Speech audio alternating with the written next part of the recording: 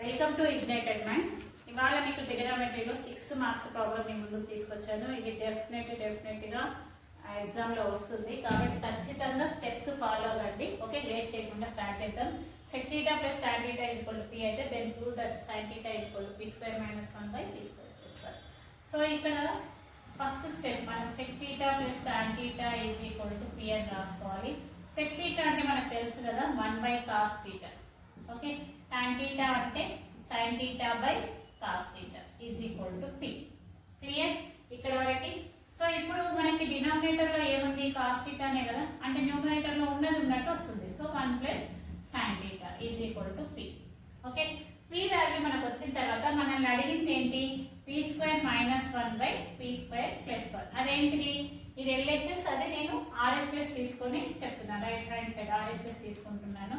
So p square అంటే 1 plus sin θ by cos θ whole square minus 1 by, okay ఇక్కడ p square అంటే ఇదే కదా. So 1 plus sin θ by cos θ whole square plus 1. Clear? So p square minus 1 రాశాను, p square plus 1 రాశాను. So ఇక్కడ చూడండి పైన a plus b whole square అంటే 1 plus sin θ whole square by cos square θ minus 1 by, same సపరేట్గా రాస్తున్నాను అంతే, 1 plus sin θ whole square by cos square θ plus 1. Clear? So ఇప్పుడు చూడండి, క్లియర్గా చూడండి, ఒక స్టెప్ నేను ఇక్కడ వేస్తాను. నౌ చూడండి, 1 plus sin θ whole square minus, ఇది డినామినేటర్లో ఉంది కదా, so cos square θ by cos square θ, మళ్ళీ ఏంటిది డివైడెడ్ బై, ఇక్కడ ఏంటిది 1 plus sin θ whole square plus cos square θ by cos square θ. Okay, now this cancel. Okay, now చూడండి ఒకసారి, ఇది a plus b whole square అంటే a స్క్వేర్ అంటే 1 square plus sin square θ plus 2 sin θ minus cos square θ by, ఇక్కడ ఏమొస్తుంది 1 plus sin square θ plus 2 sin θ plus cos square θ. So సింపుల్గా మనం దీన్ని చేయొచ్చు, దాంట్లో పెద్దగా ఇబ్బంది ఏం లేదు. ఓకే, నెక్స్ట్ చూడండి, మనకి దీంట్లో ఏం చేస్తే ఏమొస్తుంది అనేది ఒకసారి ఆలోచించండి. ఓకే, సో చూడండి 1 మైనస్ cos స్క్వేర్ θ అంటే నేను ఏమని రాసుకోవచ్చు? 1 మైనస్ cos స్క్వేర్ θ అంటే 1 minus cos square θ sin square θ అని రాసుకోవచ్చు. కాబట్టి నేను ఇక్కడ ఏం రాస్తున్నాను?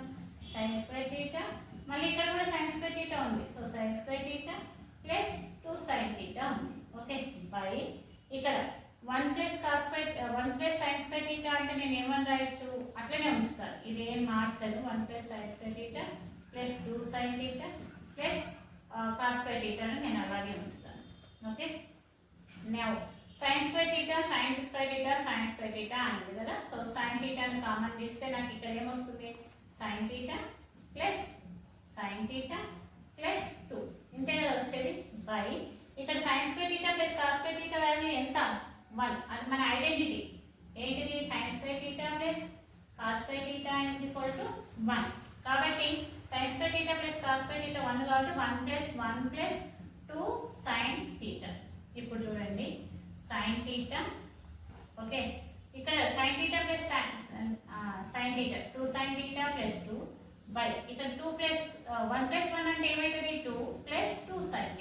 గమనించండి, 2 sin θ ప్లస్ 2 ప్లస్ 2 sin θ అంటే ఇది ఇటువైపు రాసుకున్నాం అనుకోండి, మీ అనుకూలత కోసం రాస్తున్నాను.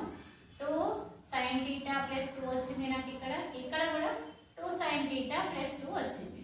So 2 sin θ plus 2 sin θ plus 2 cancel అయిపోతే ఇప్పుడు ఏం మిగిలింది? నాకు sin θ మిగిలింది. వచ్చింది కదా, LHS పార్ట్ వచ్చింది కదా. RHS తీసుకున్నాను, నాకు వచ్చింది ఏంటిది? LHS వచ్చింది.